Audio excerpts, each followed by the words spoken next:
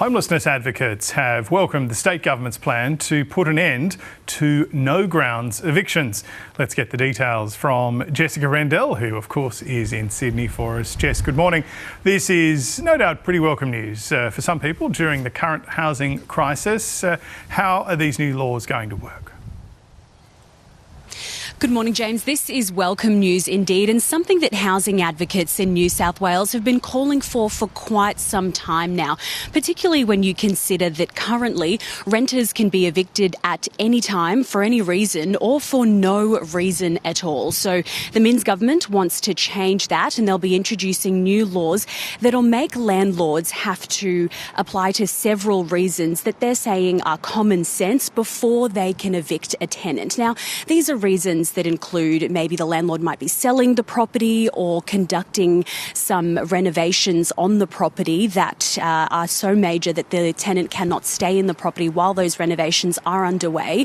Or maybe the landlord themselves might be moving into the property. So there are several reasons on that list, but landlords will have to provide evidence of these reasons before they can evict a tenant, or they could face some tough penalties. Now, under these new laws, they'll also be extending the notice period for evictions. So for any leases that are less than 6 months, that notice period will now be 2 months. And for any leases that are longer than that, the notice period is now 3 months. So Premier Chris Minns was on the program a little earlier this morning, and he spoke of the importance of laws like this one to stop what we're seeing here in Sydney, which is a mass exodus of young people from the city who are finding it too difficult and too expensive to deal with the rental market here. Take a listen. It's a bit of certainty and fairness, particularly for young people in what is the second most expensive city in the world, which is Sydney. And at the moment, we're losing twice as many young people as we're gaining. If you drive around the streets of Sydney on a weekend, you could see 100 people waiting for an open house. Vacancy rates are at 1%.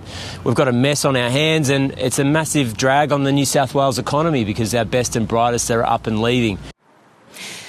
So housing advocates have largely welcomed this news, although some say it has been a long time coming and that the government has dragged their feet a little.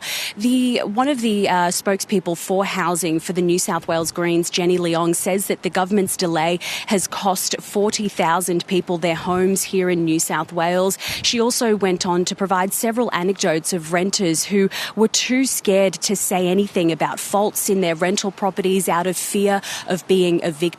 So this is some welcome news that housing advocates are saying now. And we also know that there are more renters than ever here in New South Wales, particularly young families with young children, as they are finding it difficult to crack into the property market and buy houses. So housing advocates say they will be working closely with the government to ensure that this bill is effective when it's introduced later this year, James.